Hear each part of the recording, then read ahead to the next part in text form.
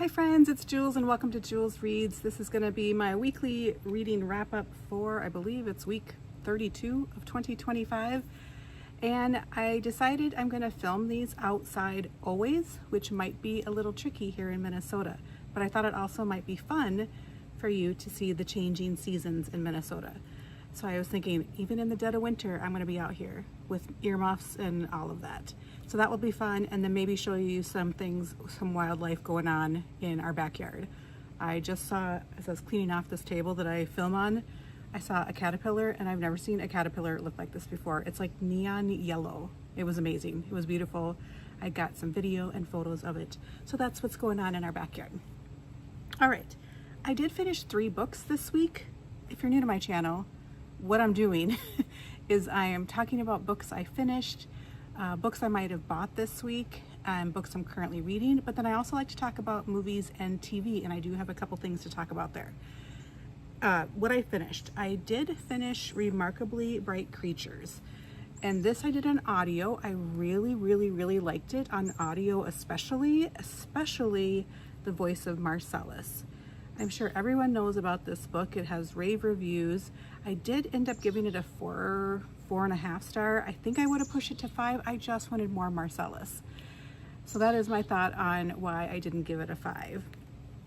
This is about a woman who is a cleaner at like an aquarium, and the voice of Marcellus, you know this right away, even from the cover, is an octopus.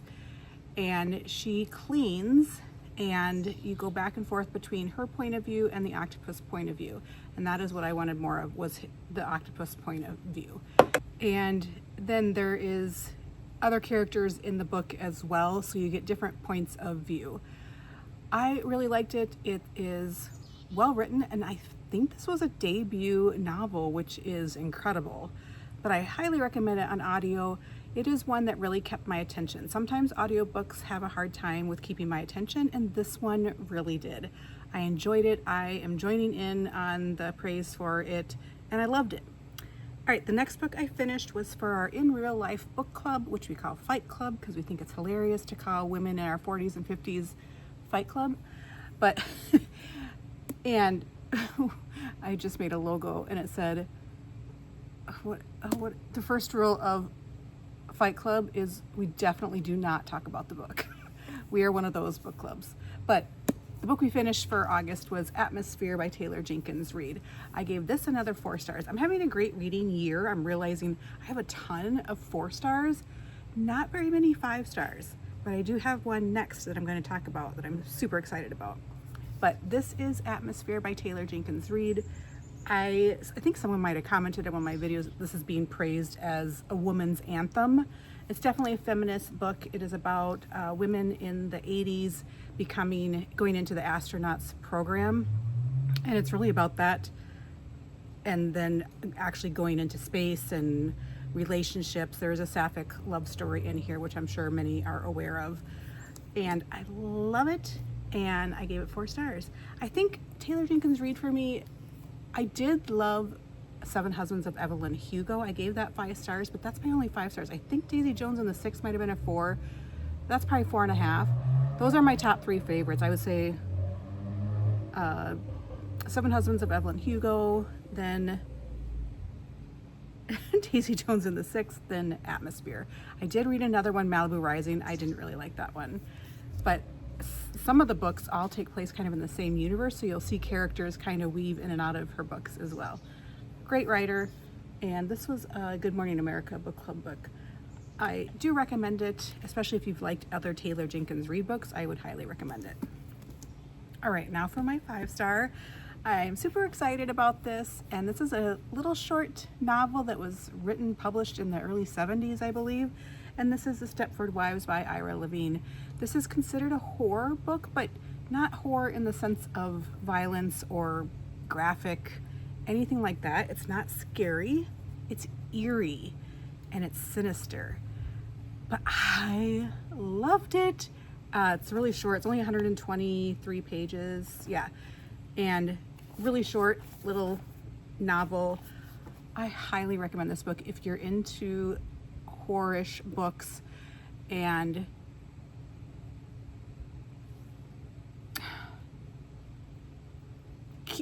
books that make you think, like, what the heck is going on? That is what I like.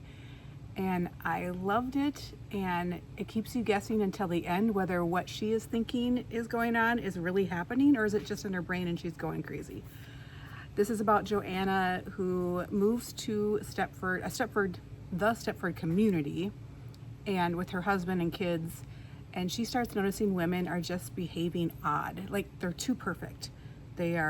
All they care about is how clean their house is, looking perfect, wearing their gloves, and she just doesn't want anything to do with that. She's more down to earth, and she decides she actually wants to move out of Stepford. She's not liking it. She doesn't want to become what they are, and then it goes from there. I can't really say too much because it is so short. Loved it, and I think you might too. All right, I do have one DNF I'm going to talk about, and I haven't had that many DNFs this year, and I tried this on audio and I got about a fourth of the way through, and that is Fingersmith by Sarah Waters. And I know so many people love this. It has over 4 stars on Goodreads. I'm bored. I was so bored. And then I think last week I said I had not read Sarah Waters before. I have. Probably 15, 20 years ago, or whenever it came out, I read The Paying Guests. Bored. So her writing just must not jive with me. It's a me problem. It's not a Sarah Waters problem. And if you've liked Sarah Waters before, I've heard that this one is one of her best ones, so I would definitely check this out. But I don't know. I might try watching the movie because I've heard there's some really good twists in here, but it's 600 pages, and I looked at my audio and I'm like, I'm not even paying attention. I'm bored. And I had 14 more hours to go at 1.2 speed. So I was like, I'm good.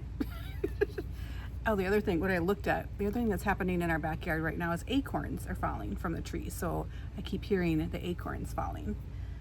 But I don't know. I will probably donate it or sell it. I'm not a Sarah Waters fan, I guess. I am currently reading a book, and I just downloaded a new audiobook to read because I don't like not having several books going at the same time. So once I DNF'd the Sarah Waters book and I just finished Stepford Wives, I'm like, uh-oh, I don't like not having a book going. So I did start Wild Dark Shore by Charlotte McConaughey. The intro I'm loving. I'm only on page, it's like 20 or something. 15. And she has little tiny cliffhangers on a couple of the first chapters, which I like. Not cliffhangers, but more like, oh, okay, that's happening. And I am really liking it. I read her book, something wolves, something wolves. And it was okay for me. I was a little bored, but it was okay. I think I might like this one better. This one's getting high praise, and I'm looking forward to finishing that hopefully this week. And then I am going to start, I haven't even started it yet, but I just downloaded The Long Walk by Stephen King, and this is going to be a movie, I think, coming out in September. So I'm excited about that book to listen to that. All right, I think I have 2 books that I hauled, and this one is our September In Real Life Fight Club book club book for September, and that is Kate Quinn, The Briar Club. We always give each other a theme, and then they have to pick a book based on that theme. So we rotate around, and the theme given was kind of not perfect women. And this is about, I think it takes place in Washington, D.C. Yeah, Washington, D.C., 1950. Everyone keeps to themselves at Briarwood House, a down at the heels, all-female boarding house in the heart of the nation's capital, where secrets hide behind white picket fences. But when the lovely, mysterious widow, Grace March, moves into the attic room, she draws her oddball collection of neighbors into unlikely friendships. Poised English beauty Fliss, whose facade of perfect wife and mother covers gaping inner wounds. Policeman's daughter Nora, who finds herself entangled with a shadowy gangster, and frustrated baseball star Bea, whose career has come to an end along with the Women's Baseball League of World War II. Oh, and poisonous gung-ho Arlene, who has thrown herself into McCarthy's Red Scare. Oh, this sounds great. I did read her book, Rose Code, and I liked it. I did that on audio, and it wasn't fully keeping my attention, but I did like it. So I'm excited to read this. I'm gonna actually read it so I can focus more. Sometimes audio, I'm sure you understand, if it's not a great narration, I can tune in and out, especially if I'm driving. If I'm walking, I do tend to pay attention more. All right, the other book I hauled this week, get off there, Ant, is Jayber Crow by Wendell Berry. I wasn't planning to buy this, but I saw it, and I have heard great things about Wendell Berry, and his style of writing sounds like the style I like, more slice of life, coming of age type books. Oh, that ant is just ferocious. Okay, if I can find a little synopsis. I don't see a little synopsis. All right, well, I did look at Goodreads when I was at Barnes & Noble to check out if I would like this or not. Let me just read the first little sentence, couple sentences. I never put up a barber pole or a sign or even gave my shop a name. I didn't have to. The building was already called the Barber Shop. That was its name because that had been its name for nobody knew how long. Port William had little written history. Its history was its living memory of itself, which passed over the years like a moving beam of light. Yeah, I think I'll really like that. Kind of reminds me of William Kent Kruger, what I did read about Wendell Berry. I have no idea if that's accurate or not. All right, let's move in. I do have a few movies and TV things to talk about, and let's talk about Survivor first. My husband and I have decided to start watching Survivor, but we started with season 20. We didn't want to go back any further than that, just felt like it was probably too old, I guess. But season 20 is in, I think it was released in 2010, so it's still 15 years old. I mean, there's 30 seasons beyond season 20, or 29. And we really liked it. That's the one where it is villains versus heroes. We enjoyed it. We're kind of addicted to it. I stayed up way too late. I haven't stayed up that late in a long time. So we did finish that, so we know who won that one. So we've already started season 21, and we're enjoying that. I don't know what that big bug was. And then my husband had plans with one of his friends, and I wanted something to watch. So I did go back and start watching season 15 of Survivor, and it is totally different. Just even the film, the way it looks on the TV, it is, you can tell, a lot older. What, must be only be like 2.5 or 3 years older, but I don't know. It looks older. But I'm doing that by myself. My husband isn't watching that. And then I did watch, let's see, I have some notes here. Oh, I watched Woman in the Window. That is starring Amy Adams, Anthony Mackie, Gary Oldman, Julianne Moore, Jennifer Jason Leigh. It came out in 2021, and it is based on a book by A.J. Flynn. It's directed by Joe Wright, and then it's written, the screenplay was written by Tracy Letts. IMDb is not kind to it. It has a 5.7 rating on IMDb. I don't mind it. I don't love it. I don't mind it. It is not the highest production value, I guess I would say, and just some of it's cringy. But I read the book a long time ago. I mean, I think a lot of thrillers are cringy. They're just kind of the same thing over and over. But this is about a woman who is an agoraphobic, is that the correct name? Where she does not want to leave her house. She does have something traumatic happen where she doesn't want to leave the house. So it's about her looking out the window, and there are so many acorns falling in the background. It's crazy. She sees something.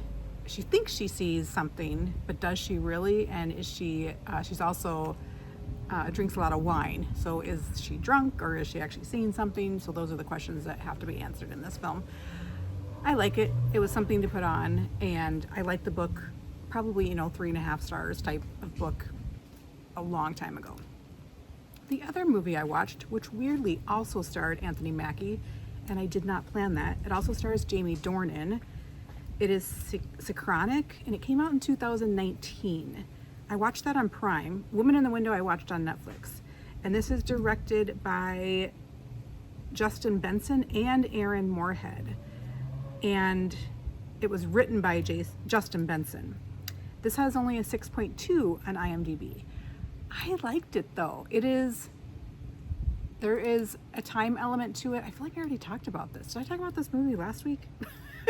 There is a time element to it, and there is a time element to it where people are it takes place in New Orleans, I believe, and people are taking a drug, a synthetic type drug that you get, you know, at like a vape shop or whatever, a smoke shop, but it makes them time travel a little bit.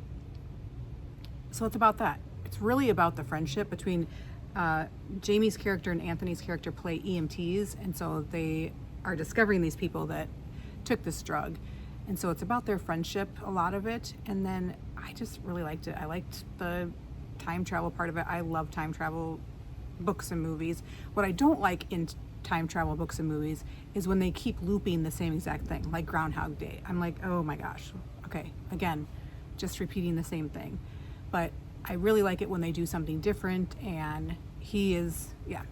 I don't want to say too much more than that. I was about to say something, and I won't.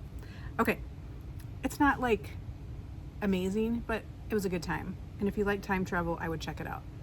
I think that's all I have for this week. And I am working on a vlog where I'm going to watch the movies, The Stepford Wives, so check that out soon. I haven't watched them yet, so I will post that vlog soon. And I hope you guys have a good week. What was your favorite thing you watched on TV this week? I need some ideas. All right, I will check in with you soon. Take care.